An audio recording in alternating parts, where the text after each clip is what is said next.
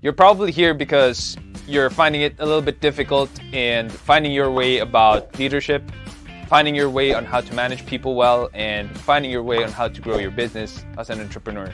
Any one of these things are the topics that we cover. I'm your host, Sean C., aka Mr. CEO at 22. I am so glad that you took the first step of being here to learn more about leadership, entrepreneurship, and management because the world needs more people like you. We will help you to invest in yourself because that's something that is worth doing. That is something that is worth learning. If you have questions about entrepreneurship, maybe you're having problems at work or you're having some leadership problems or managing other people, boy, I have news for you. We have what we call a masterclass. Most of the courses in the masterclass deal with how you can generate revenue online. It deals with leadership, how to lead in crisis, how to break through the crisis in business, in entrepreneurship, and how you can manage other people better. Now, I always say the best kind of investment is an investment in yourself. And how much money are we charging for this masterclass? Not a lot. And if you invest in one, it's yours to keep. And if it doesn't, I'll refund you, no questions asked, full refund. So why don't you try it out? Head on over to sean.c/masterclass and check out any one of the courses if it fits any one of the questions in your head. And if you have any questions, you can just put it on the comment section and we'll get in touch with you. We want to know who you are and we want to hear from you. Until then, keep leading.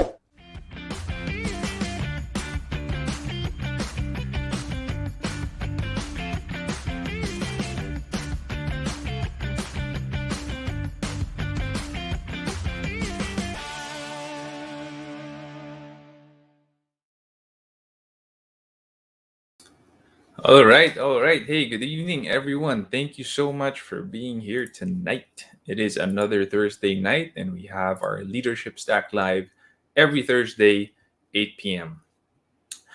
So, if you're wondering why I look so haggard tonight, it's because I just spent time with my son I spent time with him. Sinamahan ko siya sa swimming niya. And nagmadali na akong bumalik dito. So, that's what happened.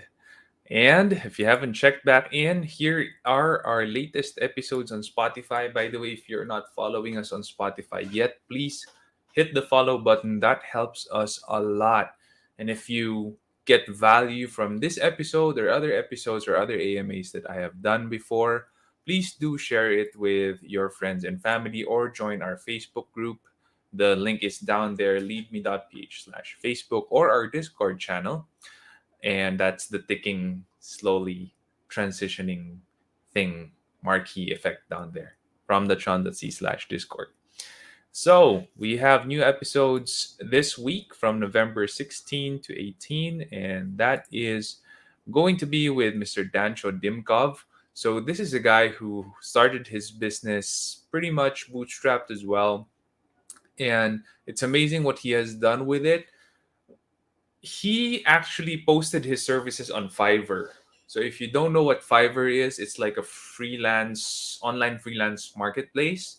And that's how his business grew, through Fiverr. Now he's, of course, exploring SEO and other means, but we talked it out, and I actually also guested in his show. And I asked him when to quit roles in business because as you grow your business, you got to quit roles. You got to quit some hats that you're wearing as the founder. You can't be the janitor anymore. You can't be the accountant anymore. You can't be the lawyer anymore. You got to hire these people because you should only be doing something that only you can do. And that's CEO or that's being president or the founder of the company. There are things that only you can do. There are things that only you know. You have to focus on those things and on leading your people and managing them. And then we have the live AMA with Miss JM De La Rama, and this is about why entrepreneurs need a day off. And if you're at that rut right now, where you feel like you're tired, a bit burned out, that episode's for you. Maybe that episode's for me too, because I'm really tired recently. We got a lot of good problems, but problems nonetheless, and I have to fix problems in the company. You're the main troubleshooter if you're the CEO, and that is what's going down right now in SEO Hacker. And I do feel like I do need a break. And lastly, we have another episode from Mr. Dancho Dimkov, How to Choose the Right Project Manager. Companies, we all have our projects, right? Whether it's internal, external for clients. How do you get the right project manager on the job? What would make for a great project manager, a great hire? How do you skip those who are not so great in terms of hiring? And how do you pinpoint which is which? Who's going to be a good hire? Who's going to be a not so good hire? This would be the episode for you to listen to. All our episodes are less than 20 minutes each, so you don't need to spend a lot of time tuning into them and getting all of the new learnings, new nuggets of wisdom for you if you're a startup entrepreneur.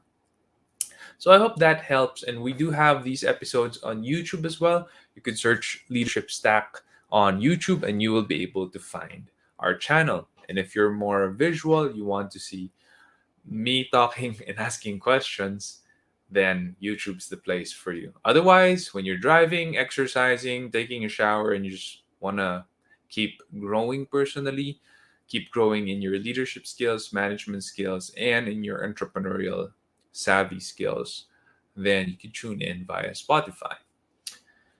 Hope that helps. I'm going to go ahead and jump into the questions. From Maho Serves. Hi, hello. Thanks for tuning in from YouTube. I hope that I add value to you tonight. From Regine, hi Sir Sean. How do you find network marketing here in our country? Is it recommended to those starting a business? Well, network marketing is a kind of a business where you don't really own the rights to the business, meaning you cannot control all the facets of the business. I know because I am part of Usana's distributor network. Now, I don't do it as a business. I don't sell and I don't recruit actively. In fact, I don't do it at all. But I've been consuming Usana products for almost a decade now. And I love their products. Hiyang ako dun sa products nila. It works for me. I don't get sick. I rarely get sick. Like maybe right now, by God's grace, once every 3 years. So I like Usana products and it works for me. And I thought, I'd get discounts if I sign up as a distributor. So that's the major reason why I signed up and became a distributor in that network marketing company. Now I like Usana because the product is legit. It works and it works for me. And that's all that matters to me because I'm not going to do the business anyway. I'm just going to be consuming the product for myself and that's it. So, in terms of doing it as a business, is it good? Yes, it's pretty darn good if the product is great. But if there's nothing special about the product, you might not find it as a long-term business model for you. Kung magaling ka magbenta, you're great at selling, you have that prowess, you have good network, you have a lot of people who might want to buy your product in your network, it might work for you. But if the product is not that great, there's nothing fantastic about it. It's like all the other products out there, or it's similar to a lot of other products out there that are cheaper because, mind you, network marketing products are usually on the higher tier in terms of pricing. Mas mahal sila, more expensive. So, if it is a fantastic product, that would be the best case scenario. You could sign up and start selling. But if there's nothing great and fantastic or different about the product, nothing remarkable, I don't suggest you do a network marketing business. So you have to research deeply about the product and then look at the network marketing business model as well. Okay ba yung pag-structure nila ng system, kung saan kakikita, kung paano kakikita, how you're gonna make money, what happens when you also recruit other distributors. Is it a pyramiding system? That might not be the most desirable for some. Is it a dual leg system? So there's a lot of angles where you could check a network marketing business from and if it's the right one for you or not. I do know there are so many network marketing companies that have products here in the country already. Now I can personally endorse Usana because I use it myself. Another network marketing company that I use the products of would be New Skin. And the only product I use in New Skin is their facial cleanser. That's it. And if you like how I look, then yeah, that's New Skin's facial cleanser. There you go. So I know those two companies have been around for a very long time here in the country, and if ever I would recommend a network marketing company, it would be those two to begin with, right? If there's another one you might want to check out, go ahead. You're free to choose, you're free to research. But personally, if there's going to be recommendations from me, it would be those two companies. Question from V: what kind of preparations would you recommend making before sitting down to negotiate? For me, do your homework.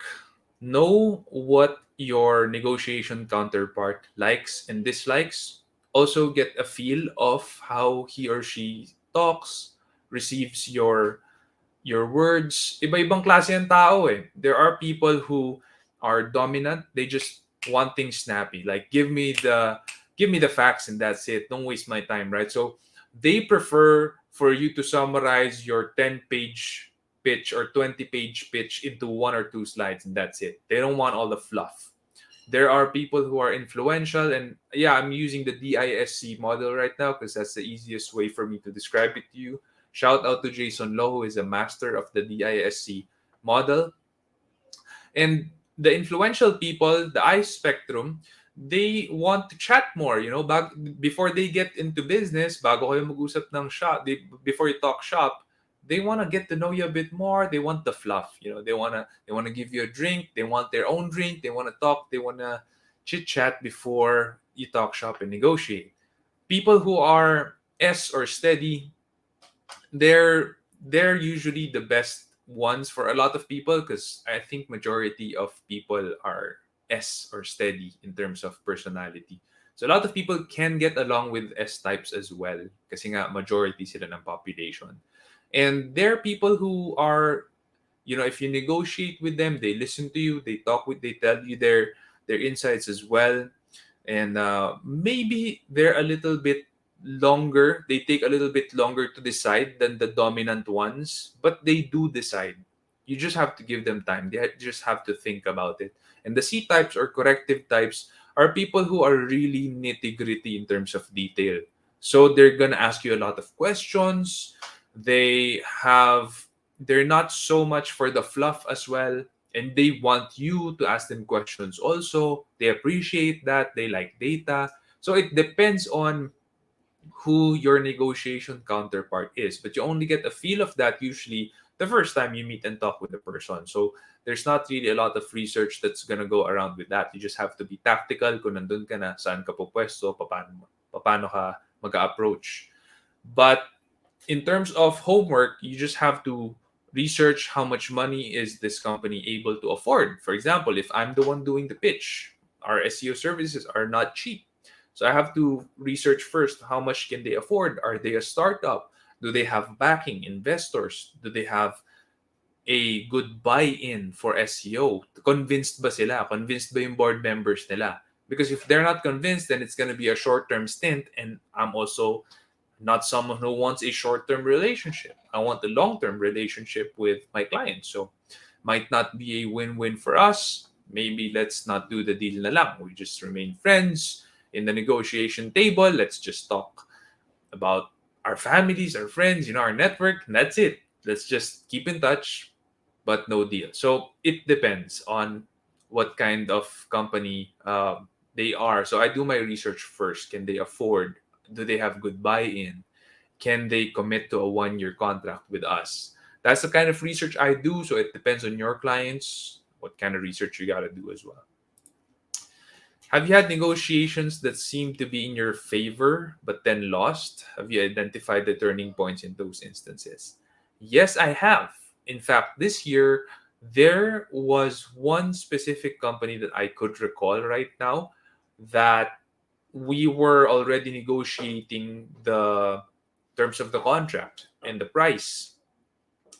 And it looked really quite good in terms of how warm or hot the deal was it gonna be. and I thought it would close in a month or two. Because usually for us, it's 3 months to a year before we close a deal. That's our sales cycle. And what happened was it got delayed and delayed and delayed, and hindi na sila nagpaparamdam. And I don't know what's happening now. Like, we're not even following up right now anymore. Turning points in those instances, there was one point when they were asking us to drop the price a lot lower than I expected for us to go for. And when you study businesses, at least in my case, we also look at how hard they're going to be driving me and my team. If they're a big company with a lot of competitors and a tighter market, they're surely going to drive us harder. And so I cannot bring down the price lower than what I was asking for during that time. And they were kind of playing hardball on that. So I think that might be one of the turning points. I wouldn't call it turning point, but might be one of the consideration points why that deal didn't push through. But if it did push through and I allowed them to hardball me, it's not gonna be a win for me anyway. So I'm always I always say, it's better to have no deal than to have a lose win or a win lose, because that kind of relationship is gonna rot long term. And I'm always in for the long term relationship, not the short term ones. Hope that helps. Hey Nino, thanks for tuning in from Facebook. Always good to have you here. I hope your startup and your venture is doing well. Happy Philippine Startup Week. Yes. And there is one company that I am specifically supporting this week. I hope that the Startup Week is helping a lot of Philippine startups to gain value, insight, wisdom, because that's like why our show exists, right? So I hope that they're doing a really good job right now with the Startup Week. Did not expect to be accepted at Upscale's Innovation Hub Incubator. Congratulations. If you got that, I hope you are able to get connected to their network. That is really a really good thing. But I'm not sure if I should shell out equity plus fees. What do you suggest? Right now, explore all your options. The Bible says, with many advisors, you can achieve victory in war. And if you apply that to business, the more options you have, the better your win rate is in terms of getting the best deal. So I suggest right now, if you have you're accepted at Upscale's Innovation Hub, also go for other incubators. Right? Y Combinator is a very popular one. You might even want to try for Y Combinator. Our last episode with Josh Aragon, the CEO of Zagana, the CEO and co-founder of Zagana. He tried for Y Combinator and he was able to fly all the way to US to meet them, to learn from them, and to pitch, which was a great, fantastic experience for him. You might wanna try Y Combinator as well. That wag mong tatanggalin sa options mo yun, because that might be valuable for you. And there are other incubators here locally. You might also want to try them out. Also, don't put them out of your radar, because they might also provide really good value for you. If you don't get the funding from them, okay lang yun. Basta naka-pitch ka, tapos tinira nila yung butas dun sa pitch deck mo, they actually gave you good advice on what's gonna be future problems and how you can try to change your strategy. That's always a good thing. Always. So you might want to always try applying for a lot of incubators. Hope that helps, Nino. From Pam, how do you handle and negotiate a difficult customer? Well, I always say not all money is good money. So, if customer na sila, tapos may pinapahirapan ka nila, they're a current customer already, you signed the deal, you're in contract, hassle, di ba? Laging hassle tong customer na to. Whenever this customer calls, texts, emails, I don't like it. I don't like dealing with this customer. You know what? My advice to you, if you've signed the deal already with them, serve them as best as you can. That's now your lot. That's now your responsibility because you signed the deal with them. But if you have signs that they're gonna be a difficult customer in ways that you really don't like, because like all customers have difficulties, right? All of them. Bibihira naman yung customer na they're angelic all the way, right? There's rarely a customer like that. Most customers have their own difficult problems and they're gonna be throwing it at your face. So if there's a customer that's difficult in a way that you don't like or your team doesn't like, you feel like it's gonna go there. You haven't signed the contract yet. They're a potential customer, but nagliligawan pa lang kayo. You're still in the courtship stage. I suggest don't deal with them. If it's gonna make your life difficult, it's gonna make your team's lives difficult. Don't deal with them. Do a no deal or bigyan nyo ng presyong ayaw. That's one of the episodes that I recorded with Mr. Harry Uy. How do you turn down customers in a way that is effective? Give them a very high price that they don't want to deal with you anymore. Could be a strategy for you. Now, if they actually deal with you, even if you gave them a very high price, then maybe you can suck it up, right? That difficult customer, whatever difficulty it is they're gonna be giving you, then you can suck it up because they're paying you a lot more than your other clients. So giving them a presyong ayaw is actually a pretty good strategy, in my opinion. Hope that helps, Pam. I'm gonna be picking other questions here. How do you ensure that the situation is a win-win while getting the deal you actually like? Well, you know what's the win for you, right? You know what is a win for you. And my suggestion is you stretch it as much as you can to make it a win for yourself. Because you want to try to get to a no. If your negotiation counterpart tells you no, we can't do that anymore. No, we can't go that high anymore in terms of price. Then you have just discovered their limit. But unless you get a no from them, everything's open. Everything's open. For them, they might be getting a super solid deal out of you and you don't know it. You don't know it kasi you didn't stretch the price. Hindi mo inangat yung presyo. Binigyan mo siya ng presyo, yun na yun. Tapos tatawad pa siya because guess what? Everyone wants a discount. Lahat ng tao tatawad. Kahit gaano ka nakamura, tatawad pa rin yan. Kahit gaano ka naka-cheap, they're still gonna ask you for a discount. Everyone will. Even if they feel you're dirt cheap already, they're still gonna be asking for a discount. So I suggest stretch your price all the way until you get a no from your counterpart. That's my suggestion. Now, don't do this via email. Do this via phone call or a face-to-face meeting.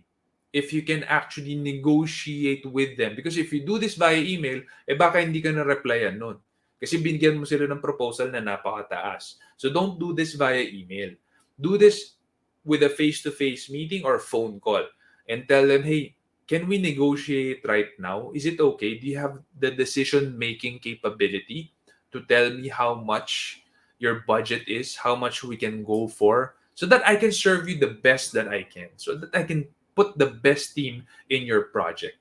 Right? So these are negotiation tactics that I have under my belt and I actually use to get the best price, the best value out for my team and give my clients also the best value that I can give. Because if their budget is good, it's bigger than most of my clients, then I make sure that they get served very well also. So win-win naman yan.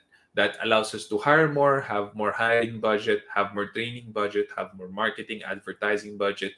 They help my company out. I make sure to serve them the best that we can.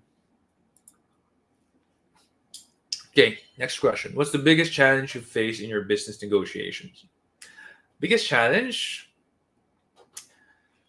Maybe early on when I was younger, when I was a more naive entrepreneur, I would take lose-win deals. Meaning talo kami, panalo yung client.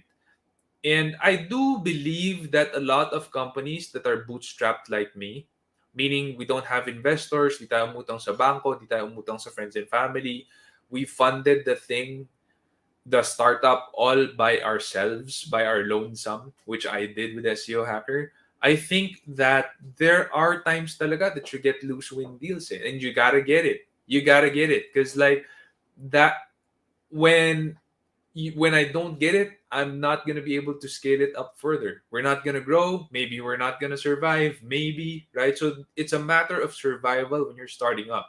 So lose win deals where you lose as the entrepreneur. Sometimes you get them when you're starting up. When you're starting up, but once you're pretty established, you're at the 5 year mark.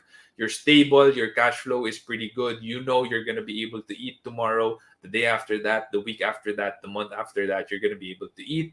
Things are pretty stable, then I suggest you turn down some bad prospects na. Don't get loose win anymore because it's not only bad for you, for your health, or your stress as an entrepreneur.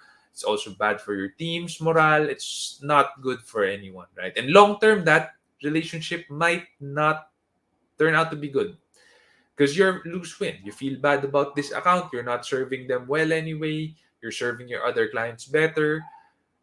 They're also gonna feel bad about you. Maybe they'll also talk bad about you someday. It's gonna turn into a lose lose anyway. So don't get lose win deals when you finally scaled up and are a lot more stable.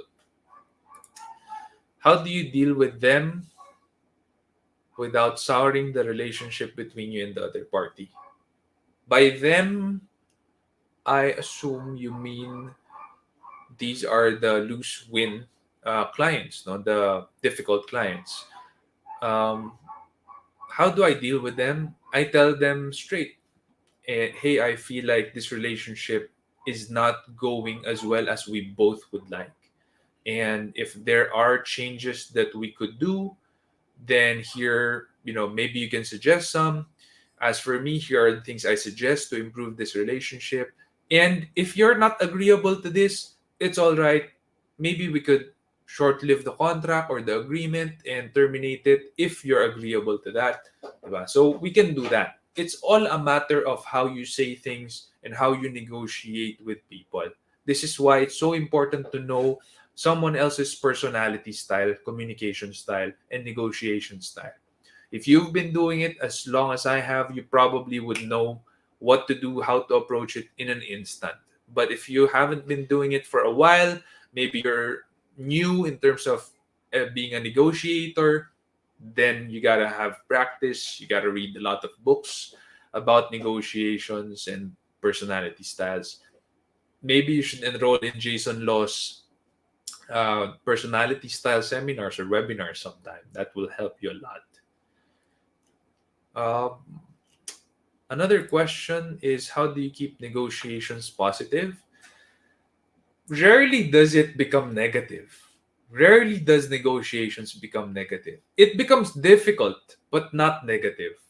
I think when a negotiation becomes negative, wala na yun. It has flown out the window. So, and there's not going to be a negotiation anymore.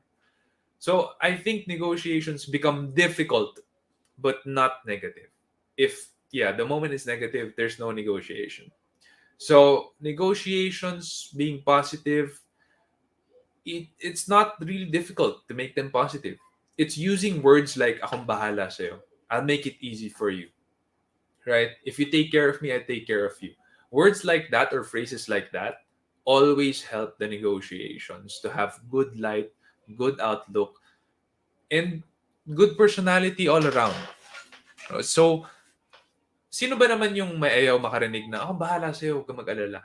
Right? Everyone wants to hear that. I mean, if I hear that from any one of my suppliers, I'll give them my business. Why not? Right? Sila na pala bahala sa akin. So may problema ako, mabilis nilang sasagutin. Mabilis nilang aayusin yun. So I'd rather have that. Right? So if those words are being said in the negotiation, and of course, keep your promise. Huwag ka magsasabi na ako bahala sa'yo, I'll take care of you. You'll have no problems with me. Don't say those words, those promises if you're not going to keep it. So if you do say that, that will surely help smoothen the entire negotiation and agreement process and handshake process. So for me, those are always good to say, especially if you like your negotiation counterpart. If you like the deal, it's a win-win. you use those words. Those words are very important and very good to say. Really good questions about negotiation so far. I hope you guys are getting a lot of good insight from this. And if you are, please do follow us on YouTube. Subscribe to our YouTube channel. We are Leadership Stack on YouTube. You could search that in the YouTube search bar, Leadership Stack. You'll be able to find us. If you're not yet part of the Discord channel, it's the rotating marquee link down there. And if you're not yet part of the Facebook group, you can use the link leadme.ph/Facebook to join our Facebook group. And of course, to Spotify, if you haven't been following us on Spotify, please do hit the follow button there. That helps us a lot. And if you get value out of these AMAs or Ask Me Anythings every Thursday night, or if you get value from the Spotify channel, the Spotify podcast, please do share it with friends, colleagues, family members, or other business people in your circle who might get good value out of it. All right.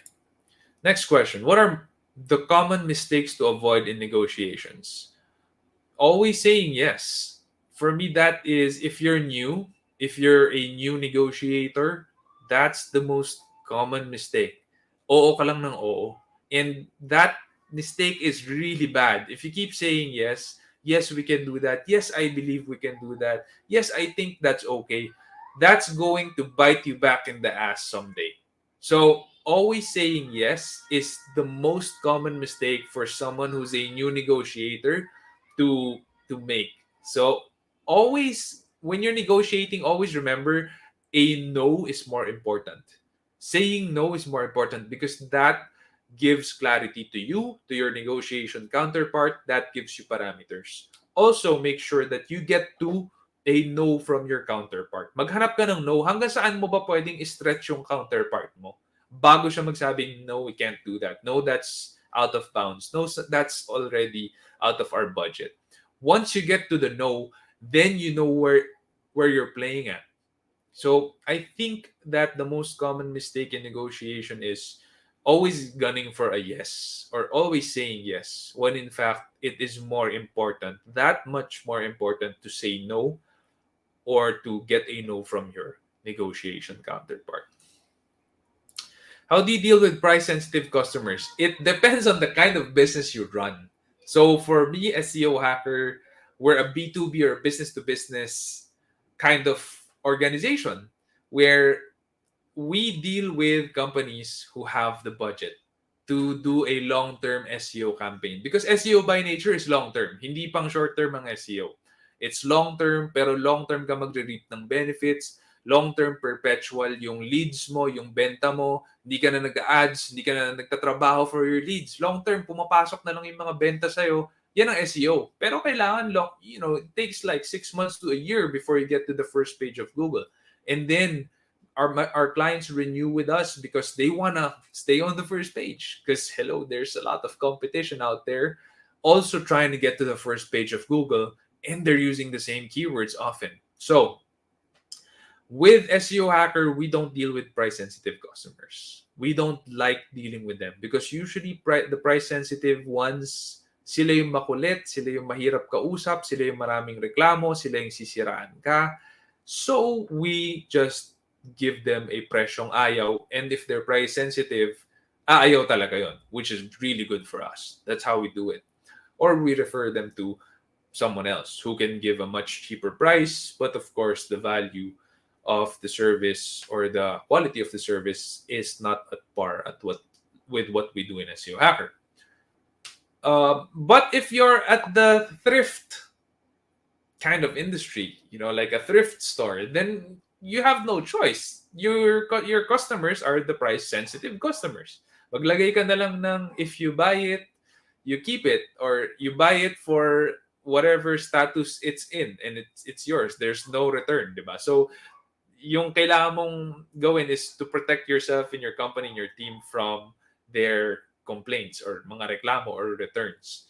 I think with price-sensitive customers, generally, that's how I see it. But maybe because I'm running a B2B company and most of our clients are medium to enterprise level, or to international level. That's why for me, price sensitive customers, we don't deal with them, and it's easy for me to answer this from this perspective.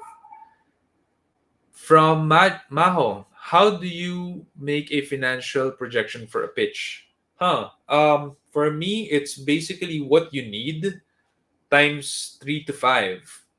For me, what you need to burn in your runway, ibig sabihin ng burn in your runway is how much money will it take for you to get from nothing, from zero, to hiring your first people, to getting your first office, to getting your first clients, to becoming profitable, to becoming stable. Gaano katagal yun? At gaano karaming pera? How much money do you need to burn to get to that stability level? Whatever that is, we call that the runway. Getting from zero, from nothing, to the first employees, first office, whatever, first equipments, internet, electricity, registration in the SECBR or whatever, all the way to being stable, to getting your first customer to being stable, that's called the runway. How much money do you need to burn to finish the runway? Multiply that by a 3 to 5 for safety. That's the amount that generally I would pitch. Now, when I say runway, kasama ka na doon. How much salary do you want as the CEO? You have to put that in the runway. For example, if you want a salary of 50K a month, 70K a month, 100K a month. Of course, if you put like 200K a month, medyo magtataka na yung investors mo, di ba? Wow.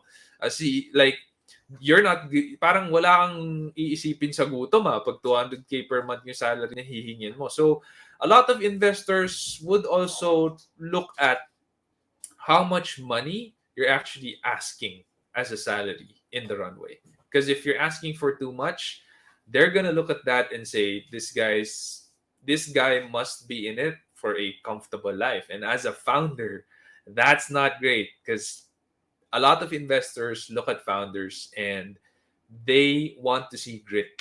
They want to see, do you have the grit of someone who will go to the arena and fight for his life? That if that's how you're going to fight for this startup company, then I'm willing to invest in you. But if you're not willing to fight for your own life, you want a comfortable salary out of the runway, they're probably going to back out, or they're going to ask you to change that. So I suggest, if you're going to look for investors, go for a pitch, put your salary in a very reasonable amount. In fact, maybe only put what you really need for investors to trust you. And once they trust you and you show them you have that grit, you challenge the status quo, and you can run with, a salary where you're not living high, but you're okay. You're okay. Then they're gonna be recommending you. They're gonna put out the word about you. You get more clients, which is great for the business, for that startup company. Maybe you can get more investment rounds from them if they see the business is growing also.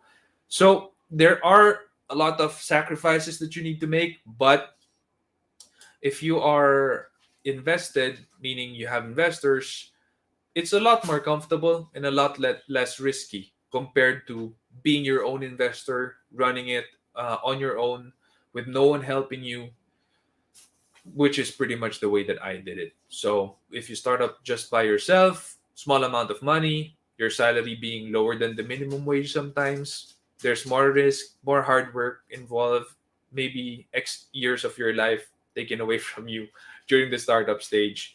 But if you do make it, congratulations. In my opinion, that's the best way to learn in becoming an entrepreneur. Yeah, so hope that helps. Another question from Maho. Would you consider helping a new service company? Not sure what this means. Maybe, Maho, if you're still tuned in, you can clarify this question so I can qualify my answer. Okay? Next question. Aside from good communication and negotiation skills, what do you think are other skills that you think is critical when it comes to negotiating? Okay, you've been listening to my talk last week, so that's great. What else do I think is critical?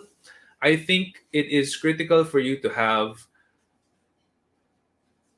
tactical insight on the personality of your negotiation counterpart. I think in the book of Chris Voss, he calls it tactical empathy. I think that's what he calls it, tactical empathy. That's a very good book.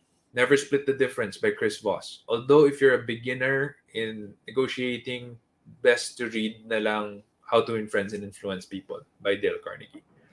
So with Chris Voss, he says tactical empathy is very important, and what that means is you understand the personality style of your negotiation counterpart, and you understand how they feel about what you're saying. You could read their face, their tone of voice, their pitch, their body language, their facial expressions. If you're able to read that while you're negotiating, that's why he says tactical, di ba? Kasi sinaba ka na sa gera, you're there fighting hand, tooth, and nail already in the war, in the negotiation table, and you got to read all these signs. That's why he calls it tactical empathy. That is what you need. I think that is critical when it comes to negotiating, because you don't play numbers in the negotiating table. You don't play budgets. You don't even play scenarios or strategies. When you're in the negotiating table, you play the man or the woman who is your negotiation counterpart. That's who you play. You don't play anything else. If you can get that person on your side agreeing with you, saying that's right, we can do that, then you've won the negotiation. And you just have to make sure that they win with you as much as you win with them. Make it a win-win. Hope that helps. What are dirty tricks in negotiations that we should avoid? Not keeping your promises, over promising also. I think I wouldn't go so far as to say as those are dirty tricks, but I just think it's dishonorable if you don't fulfill your promises or if you overpromise. I don't think it's honorable for anyone to do that. So make sure you have the integrity to follow up and mean what you say. Mean what you say. Make sure you make them whole with whatever it is that you're going to promise them. Fulfill it. Other than that, there are dirty negotiations, but there's no tricks. Like, for example, there are negotiations where they're gonna ask for an under the table. There are those negotiations. Yeah, you're probably familiar where that happens, right? It's not in the business world, but in yeah, there's another facet of the country where that happens, and usually they will tell you, "Hey, this guy, this girl, who's who has this seat on the table of our country, they're asking for X%." So that's a dirty negotiation, but not a dirty trick. They say it straight to your face, right? So yeah, there are those kinds of negotiations. And I don't like bribes, so if you don't like bribes either, veer away from those. Just stay in the business world. Hey, Chubumbles. Hello there. Welcome to the show.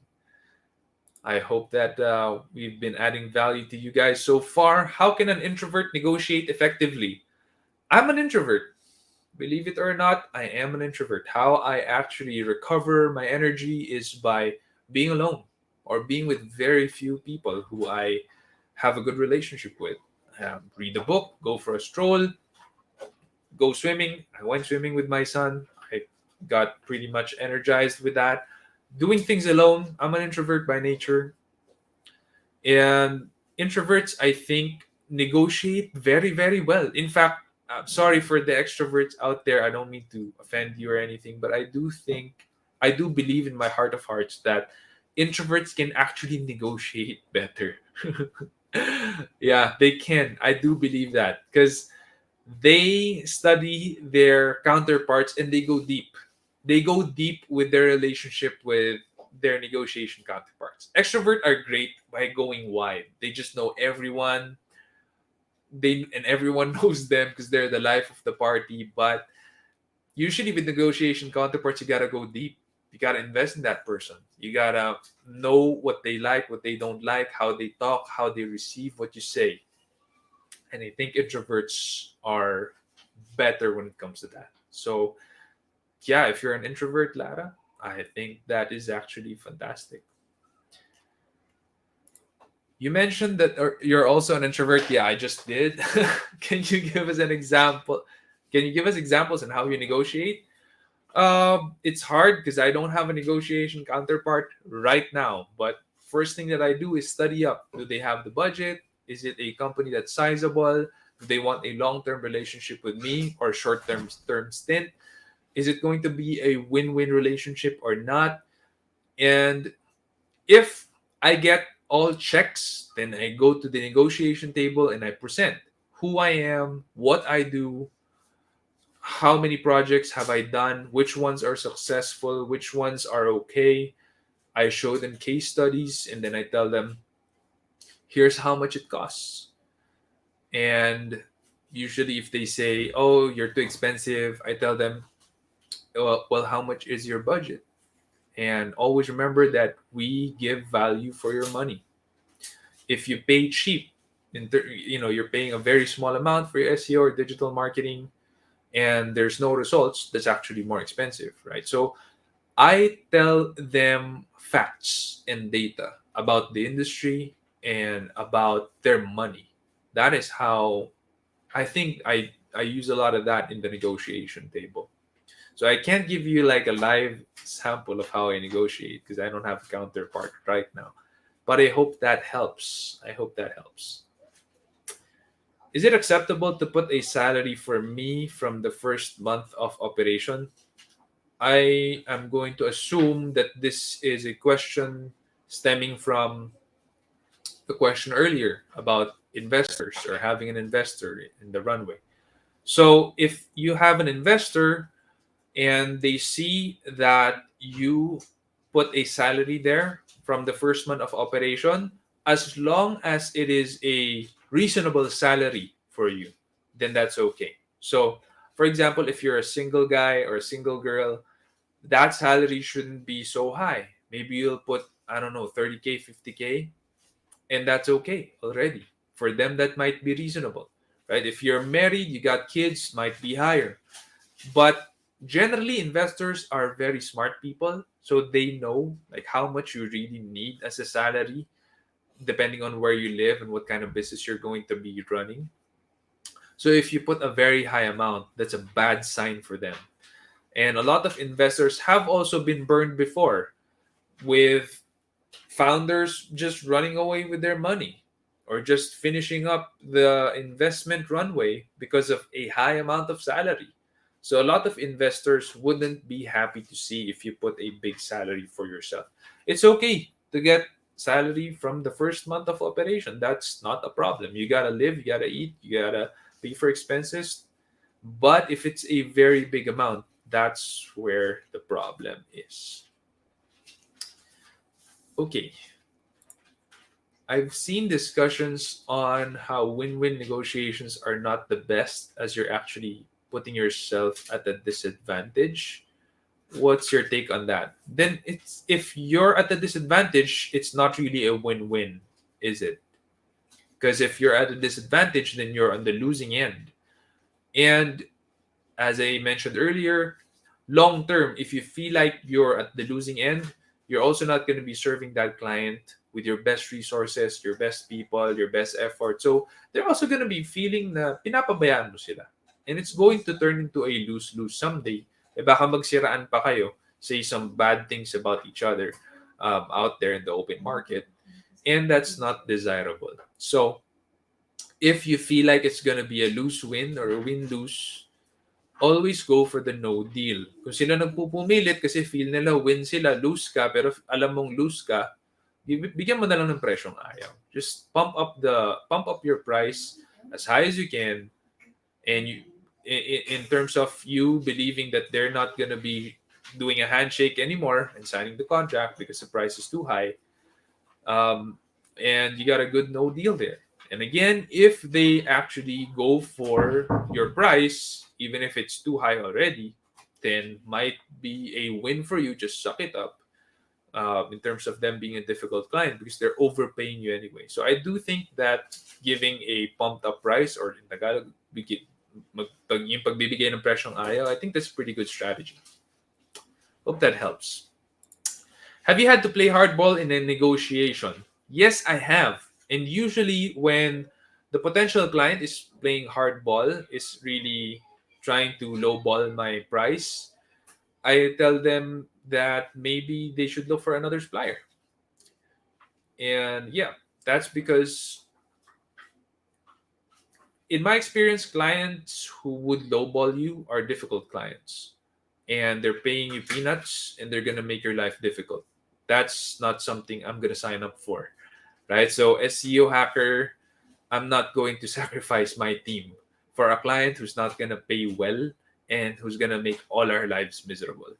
So I tell them maybe you want to try out these other companies, right? These other companies that, I don't know them, but you might want to try them out. So that's what I say. Because I can't really recommend other SEO companies because I didn't hire them. I don't know how well they do their SEO, if they're doing it ethically or not. So I can't really say, why don't you try this other company out? But and refer them. I don't refer them. I just give them the link. And I tell them I don't know these companies, but you might want to try them out because they look like they're doing it a lot cheaper than we are. Right. So yeah, hope that helps and hope that gives you some insight about difficult clients that you might be facing right now. Huh. Yeah, I think that the last deal. Is that the last question? I think that's the last question. Yeah, well, no. We have here another question. How do you ensure that the situation is a win-win while getting the deal you actually like? You know what deals you like, right? So I know right now what deals I like. If it's a big company, for sure I like that deal, right?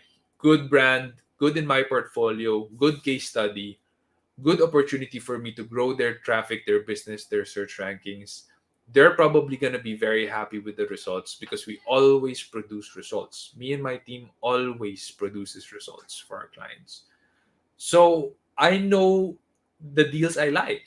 Plus, if it's a big company, di nila papahiyain yung sarili nila sa budget. So they will actually be able to have a budget set aside for our SEO. And they probably already know our price because it's our sticker price in the website anyway. So yeah, those deals, you just know what deals you would like. How do you ensure it's a win-win? Well, if it's a sizable company, for sure it's a win-win. There's no way that they're gonna lowball because it's also not good for their brand if they lowball me. And I guess that's because SEO Hacker is in a position already where it's, we're pretty sizable in terms of the market. Marami na may kilala sa SEO Hacker. I hear this is not coming from me. This comes from other people. Na, they know SEO Hacker and I don't know them, right? Like I've met a lot of people who knows SEO Hacker and I don't know them or their company or their team. So SEO Hacker, I would say, has a pretty sizable brand already in the market, at least in the market of SEO and digital marketing. And hindi a big company would not allow themselves na mapahiya by lowballing us. They usually would just say, okay, here's our budget. I know your sticker price. Can we work this out? And if that's the case, no problem. We'll work it out. Right. So that's because of branding, right? And I know we've tackled this in past episodes, how important branding is. That's how important branding is. If your brand is strong, it's good, it has integrity, it's honorable, then you can dictate the price. You can tell them this is the price. If you want to work with us, make sure you get results, you get value for your money. This is the price. You can only get those kinds of deals if you have a really good brand working for you. Otherwise, you're going to have to suck up to the loose wins or win loses. And yeah, God help you, if that happens. Only God can help you then. So yeah, I think that is the last question for tonight. So I hope this episode has provided a lot of value for you, especially because as business people, we're all negotiators. If you're a businessman or businesswoman, you are a negotiator. That's why in Tagalog, a businessman or a businesswoman is called a negosyante. Because we negotiate. We negotiate with our people in the team, our employees. We negotiate with our clients, our potential clients. We negotiate with the government. I know we shouldn't be, but in our government, we negotiate with the government. So we negotiate. And if you're a mom, a dad, a son, a daughter, you negotiate with your parents what food you want to eat, where you want to go for vacation. You negotiate with your kids to eat their vegetables. Negotiation is a part of life. The better you are in negotiation, the better your quality of life will be. That's what I find out to be true. Now, I'm not saying that is an independent factor. I think nakasalalay pa rin kay God ang lahat. God gives you the ability to make wealth. That is in the Bible, in the book of Deuteronomy. It is the Lord God who gives you the ability to make wealth. So we have to remember all our abilities come from Him. And if you want to honor that, then you walk with God. Sabi sa Bible then, seek first the kingdom of God and His righteousness, and all these things will be added to you. Business, wealth, security, family. These are things God can give you. Whether He would give it to you or not, whether in His time or in your time, whatever time you want it or not, it's in His hands. But what I do know is He said in His word, if you seek Him, He'll add it to you. And God doesn't lie. That is a promise from God. So I know that there's like almost an hour me talking here. And I hope again that in terms of negotiation, you've learned a lot and I've given value to you. But the best value that I can give you is my faith. And I want to invite you, if you haven't been going to church or haven't been listening to Sunday messages or Bible studies, I go to CCF. There is a YouTube channel. If you search for CCF Christ Commission Fellowship, we live stream our services every Sunday. I listen to it. My family listens to it. I suggest you listen to it. It will provide you insight about your life, about your spirit, which is more important than wealth, which is more important than your flesh and blood, and any security you might have in this world. So look for it, CCF, Christ Commission Fellowship in YouTube. Subscribe. Tune in to a Sunday message that you feel like is right for you at this time in your life. They live stream every Sunday as well. So during Sundays, kung nagpapahinga ka, you have nothing to do anyway, and you can't go to church, then open up CCF and tune in. I hope this episode helped you out, guys. And as always, we go live every Thursday night at 8 p.m. Ask your questions in the Discord channel or in the Facebook group. We do get to it, and I do get to answering them here. This episode is going to come out in YouTube as an edited episode and on Spotify as an edited episode as well. So please do subscribe on YouTube and follow us on Spotify. And please do help us by sharing our stuff to your friends and family. Thank you so much. It's a pleasure, guys. As always, take care, and I'll see you next week.